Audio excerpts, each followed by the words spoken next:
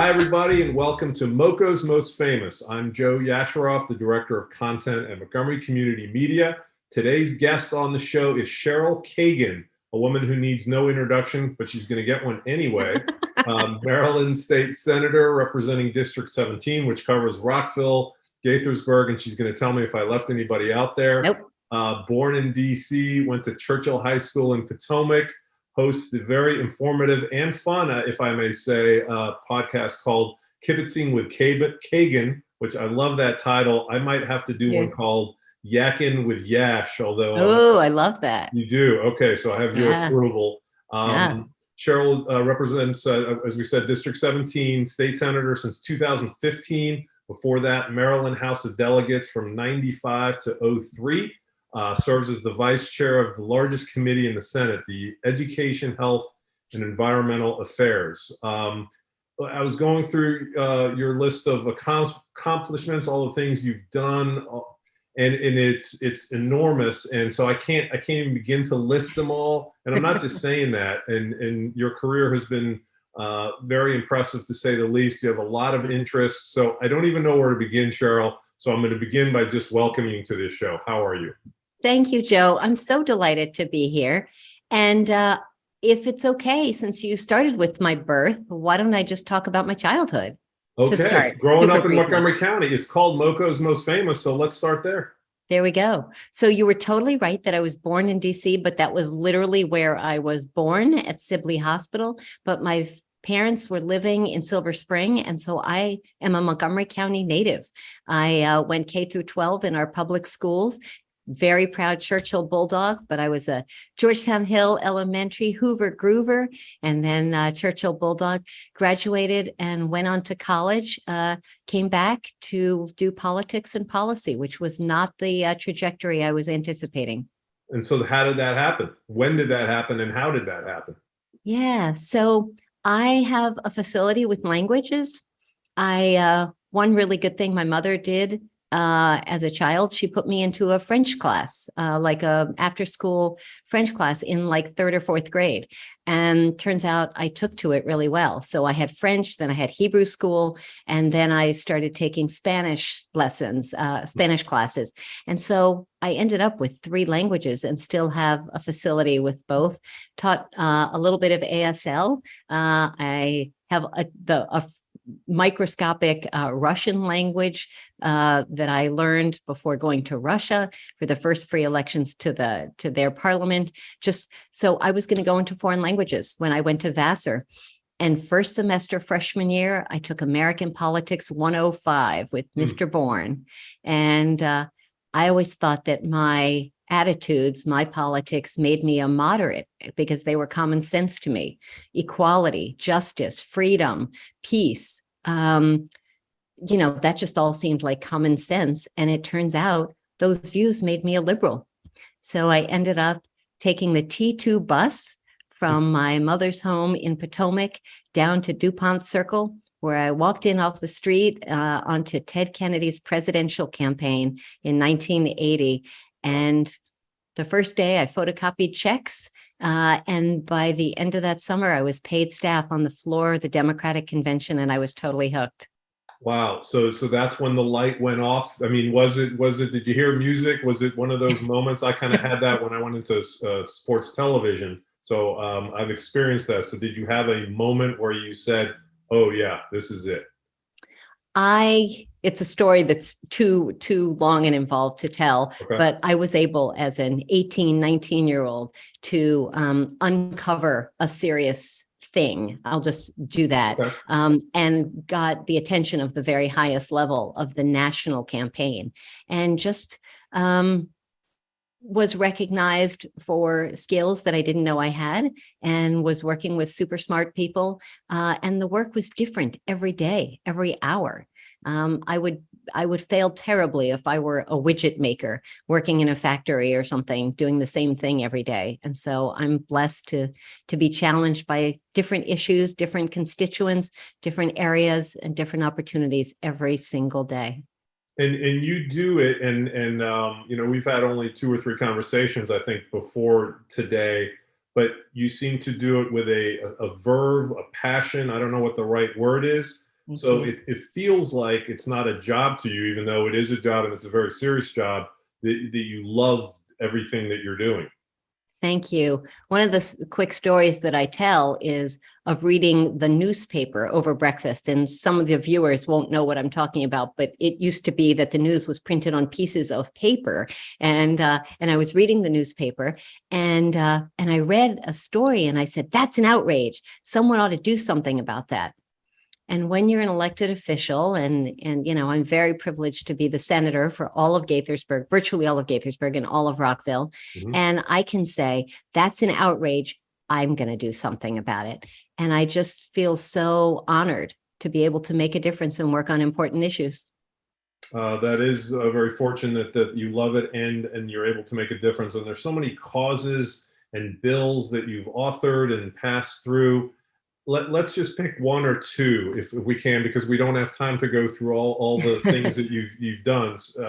So why don't we? I'm going to push back. I'm going to pick three if I could. Go ahead. All right. I'll do them fairly briefly. 3 people have died in my district when 911 has failed. I've spent the last 7 years working on improving Maryland's 911 and shifting to next generation 911.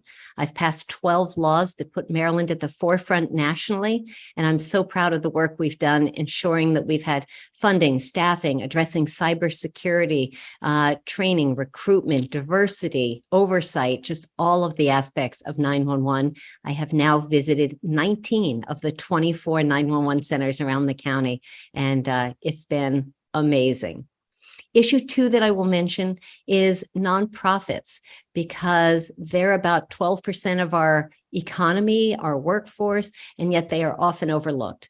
People say, how can we help small businesses? And we should totally be helping our small businesses.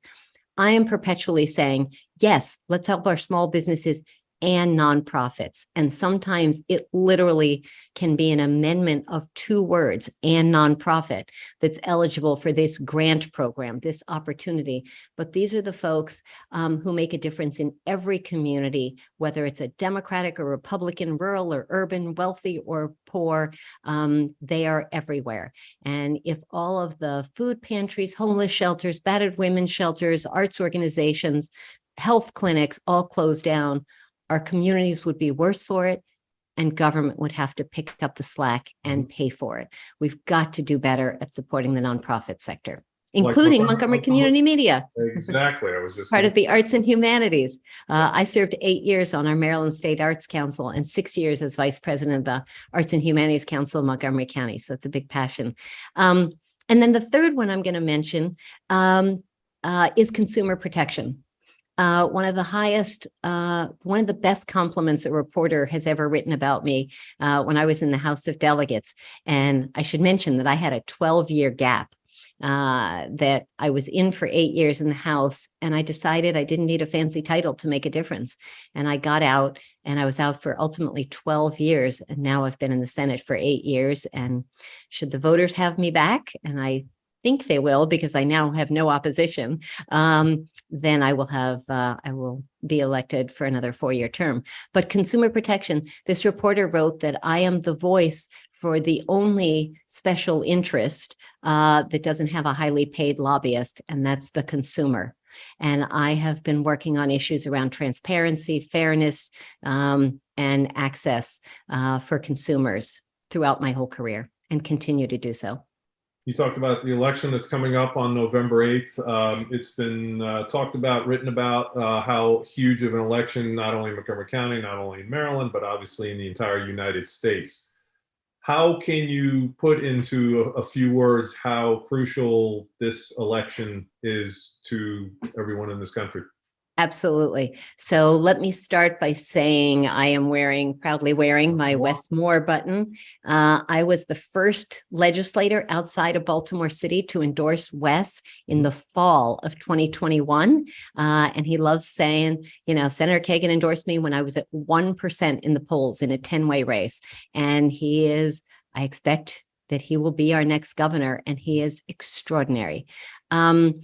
You mentioned that I'm vice chair of Education, Health, and Environmental Affairs. We oversee election laws, and because you only limited me to 2, and there were 3, I'm now wedging in that I've become kind of the elections person. Yes. And I passed 3 emergency election bills last year, one of which was inexplicably vetoed by Governor Hogan in a way that nobody understood, other than that he was pandering to the far right wing of the Republican Party. It created a hot mess in the primary, and we had to even battle not just lawsuits, but create regulations and stuff to try to fix what would have been addressed by my bill. We're bringing that back. I will have several election bills.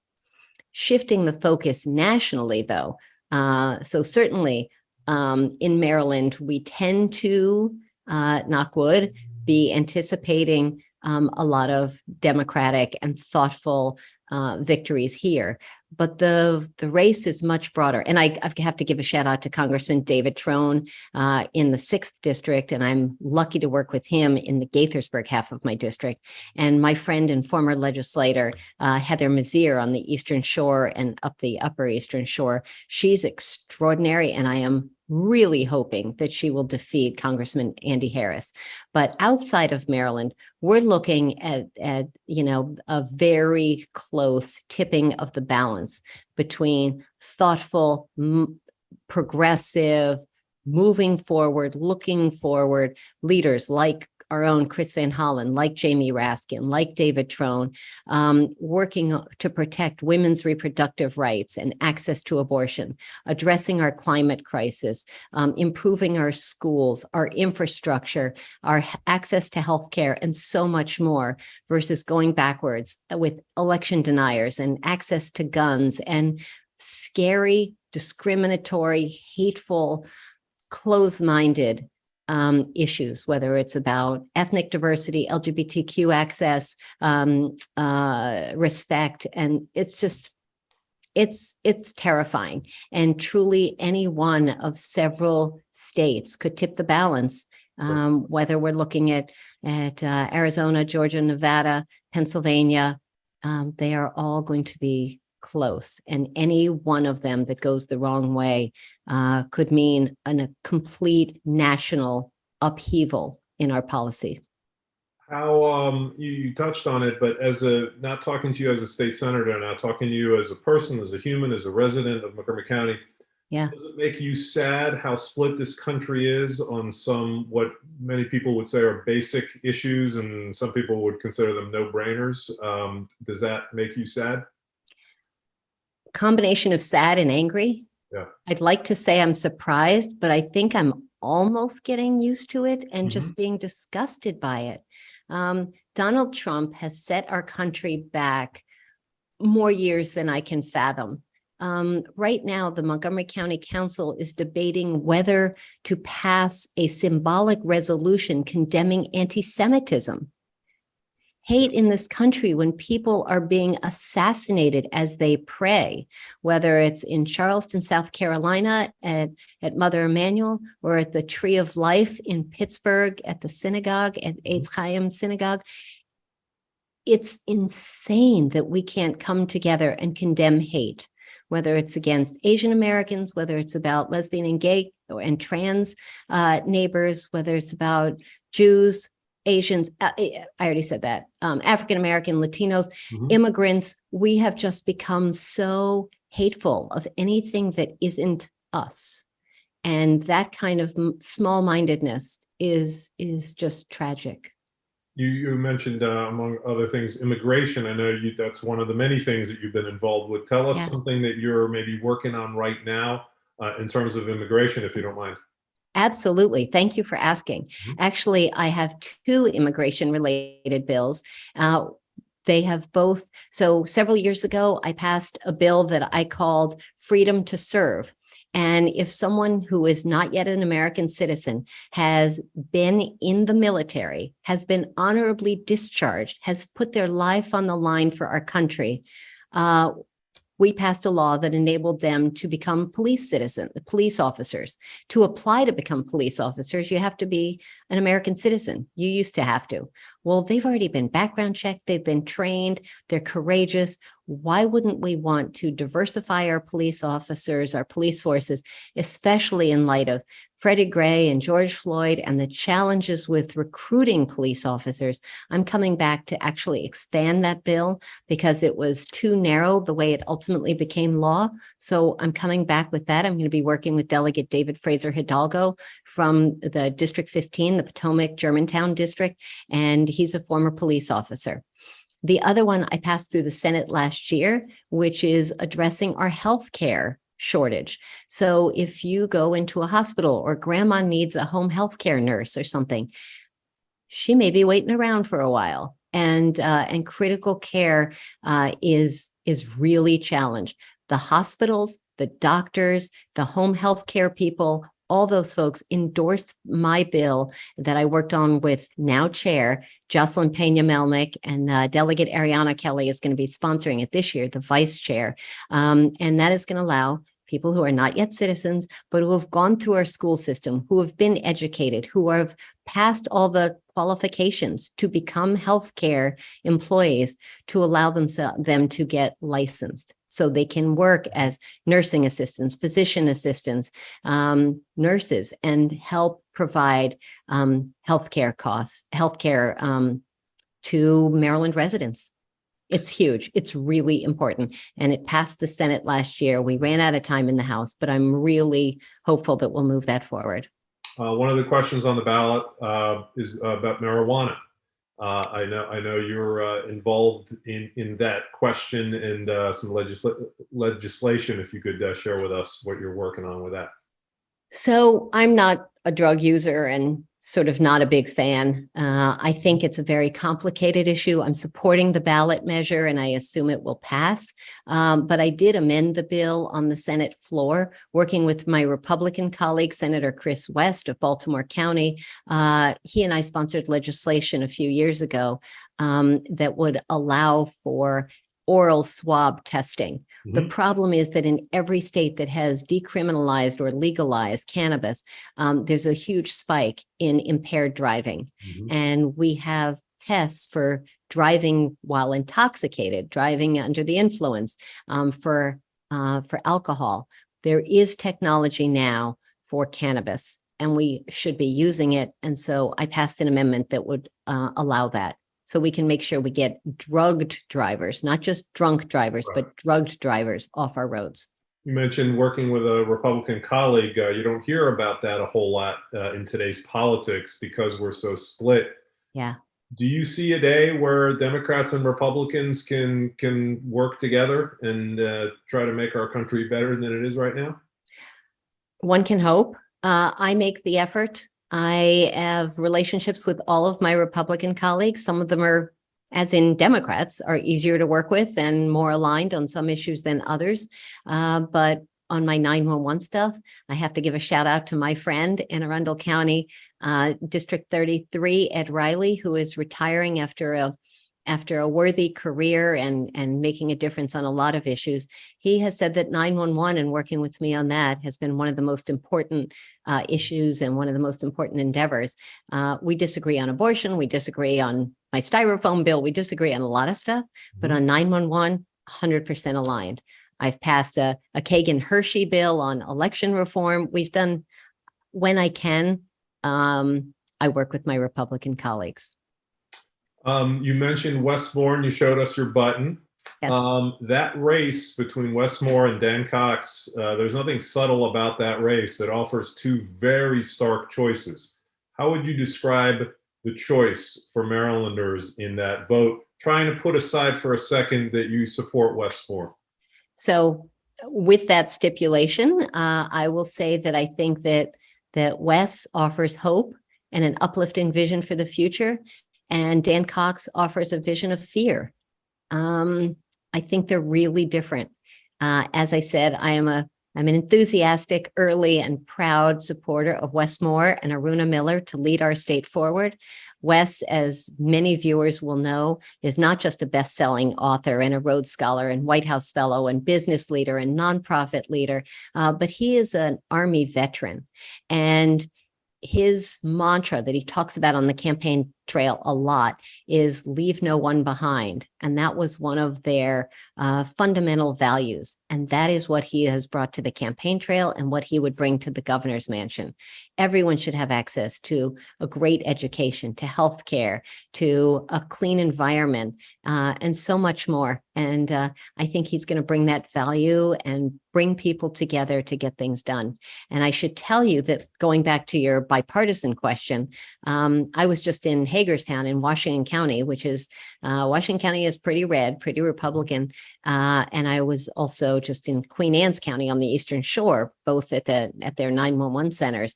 And I heard in both places and saw support for Wes Moore and Aruna Miller, because Dan Cox's vision does not inspire. And on the contrary, it makes people fearful.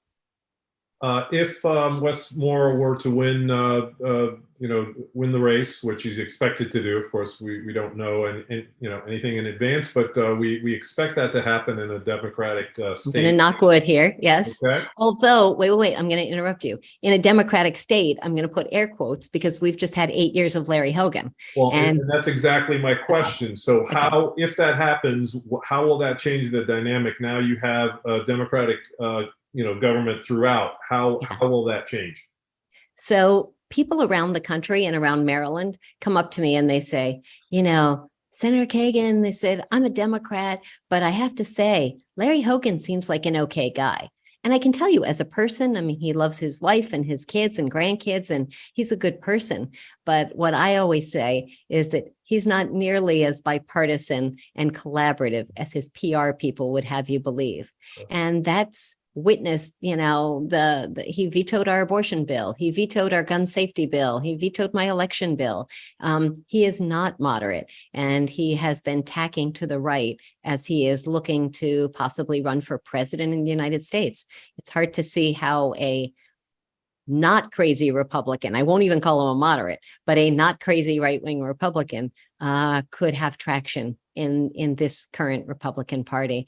I guess in a crowded field, maybe he could build some level of support. We'll see what happens. I'll be focused on the Democrats, obviously.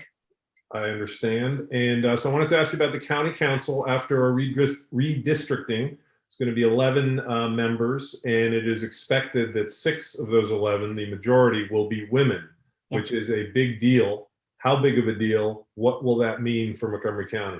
Yep. So first off, I oppose making the change to the county council, the 9-member council, and there were arguments on both sides, obviously, and the voters, chose 11. I like the idea of voting for a majority. I have my district council member plus 4 at-large county council. So I get to vote personally. Every one of us gets to vote for 5 of the 9. Now we're only going to be voting for 5 of 11, not a majority. And so I think each voter loses a little bit of clout and a little bit of access.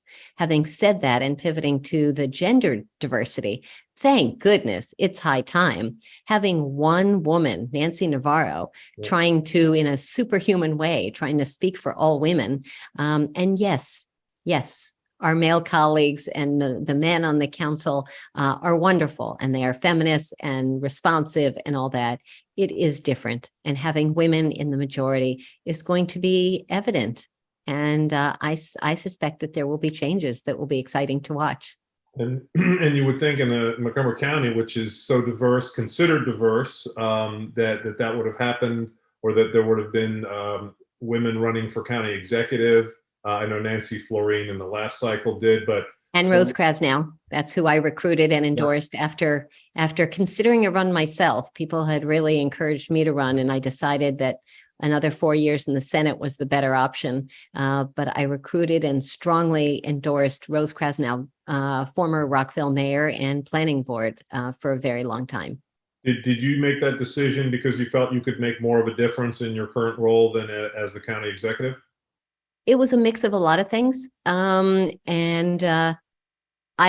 I had a lot of issues. I was in the middle of my 911 work. I just didn't think that I could walk away from that agenda that is literally life or death. And to do so would be irresponsible. And I'm glad I stayed. And now I'm in leadership, as we've discussed, vice chair of the committee with the largest number of bills of the 4 committees, and working with the Senate President, Bill Ferguson, whom I deeply admire and respect. So we've had a really good 4 years. Cheryl, with your permission, I would like to put aside politics and the serious stuff. Can we talk about some fun stuff now? Absolutely. All right. So let's talk about, we mentioned earlier your podcast. So, I mean, I'm an amateur podcaster. You're a pro. You host Kibbitzing with Kagan, and you've done, I don't know how many hundreds of episodes. So where did that idea begin, and how much fun are you having doing that?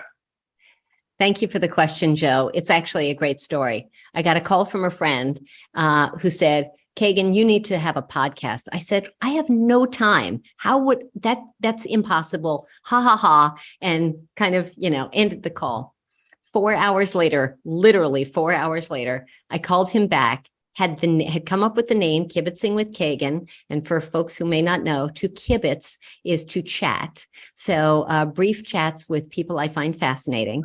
So I had the name of it, the logo, and my first guest, who was a 7-year-old constituent named Kavanaugh Bell, who does anti-bullying work and stuff. And so off to the races. And I've done at least one podcast every week. I interviewed every Democratic candidate for governor, except for Peter Franchot, who canceled and then didn't reschedule. And I interviewed both candidates for attorney general and all that. And so they've been fun. And the great part is I get to pick, I get to ask the questions, and I have kibitzed with everyone from our police chief to our superintendent of education to President Ferguson to nonprofit leaders doing housing, homeless, the arts, and more, and to my staff to I don't know, all over the place. If they really to the first trans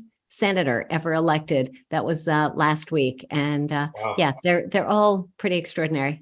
Everyone out there needs to make sure to go back and look at how many episodes are we at right now? I don't even know, a bunch, but I hope people will subscribe on my YouTube channel, youtube.com/sen, like Senator, Sen Cheryl Kagan, and you can just subscribe and you'll hear about my next podcast. Sounds good. Now, kibitzing, I believe, is going to be the only Yiddish word we use, but the podcast isn't over yet, so we'll see if there'll be other Yiddish words used.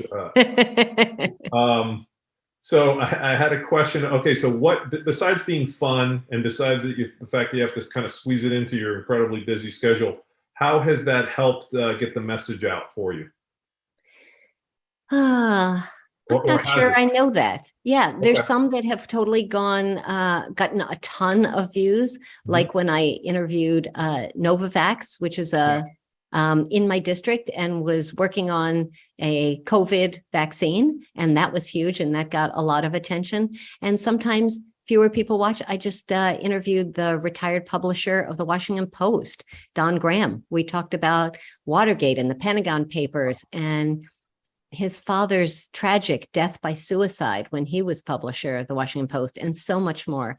They're interesting. I learn a lot, and then I hope to educate my viewers.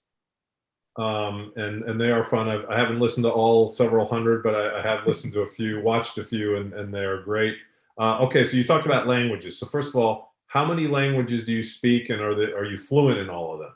Oh, golly. Okay. So French is my strongest language other than English. I call myself a grammar geek and a word nerd, and I say that proudly. I am a nationally ranked Scrabble player. If you want to talk Scrabble, that's a big part of my life, actually. And French is my strongest language. I love speaking French. My Spanish is decent enough that I can communicate. And one of my favorite stories from the campaign trail is when I was knocking on doors of primary voting Democrats in my first race for the Senate.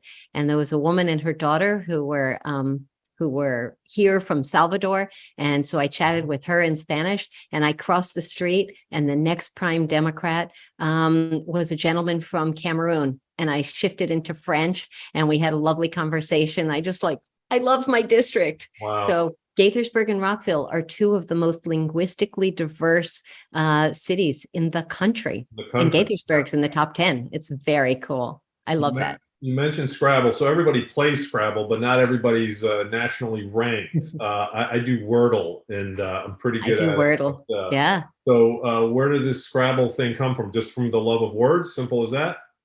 I remember watching, as a child, watching my mother play Scrabble. Took it up again, an old boyfriend a million years ago, and I used to play a lot of Scrabble. And at some point, I started going to Scrabble Club, which is Tuesday nights in Chevy Chase, DC, and then started competing. And then fast forward a couple of years, and for the first time, I got on a plane to play Scrabble. I have done road trips to play Scrabble, to Philly, to New Jersey, to Baltimore County, and elsewhere. But I flew to Reno for the national championships. And I went up to the folks in charge. This was in 2019. And I said, I asked them where next year's tournament was going to be. And they said, well, we haven't decided. We've gotten a couple of letters of interest, but we haven't decided. And I said, you need to come to Maryland.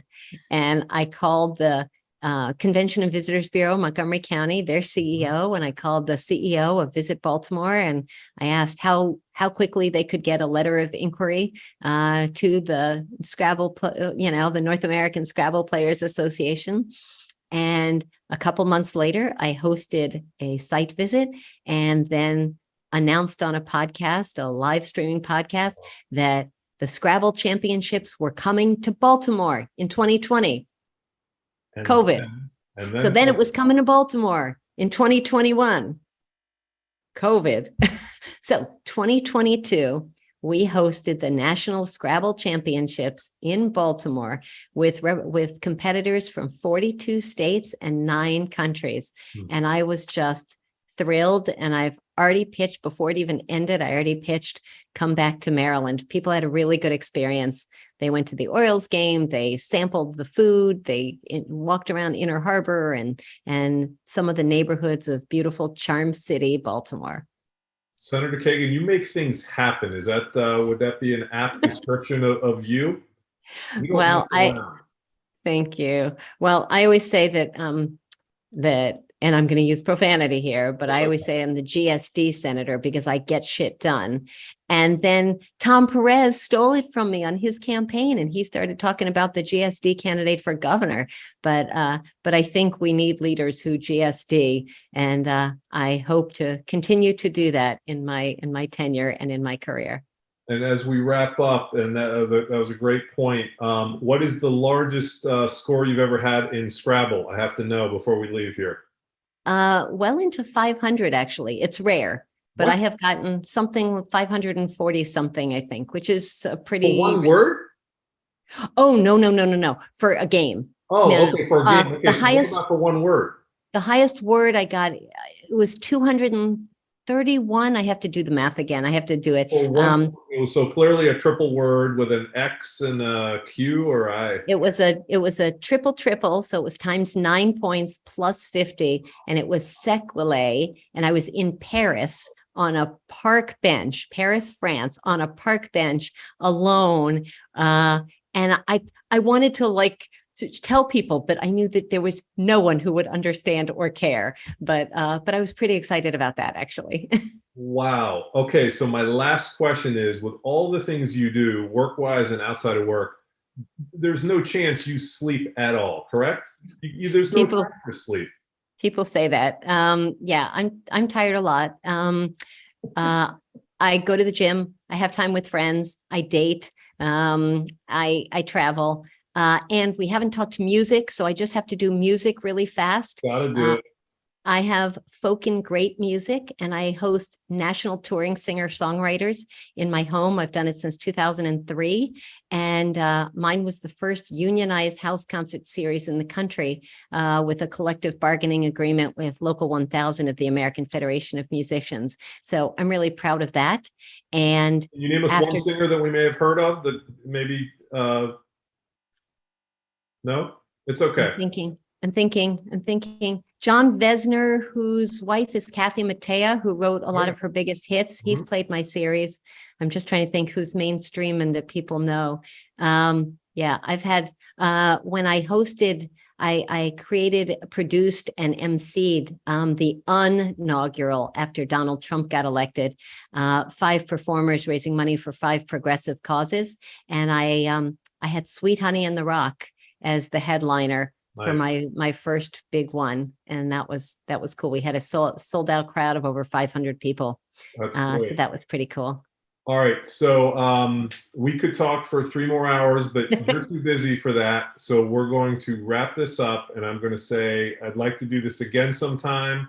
And thank you so much for squeezing us into your busy schedule, Senator Kagan. Thank you very much. It was so fun. Thank you, Joe. And thanks to everyone at Montgomery Community Media for all you all do to serve the community and make sure that folks know of all the cool and exciting things that are going on around our diverse and growing county. Appreciate that. And that'll do it for this episode with State Senator Cheryl Kagan. This episode of MoCo's Most Famous, brought to you by Montgomery Community Media, and we will see you next time. Have a great day, everybody.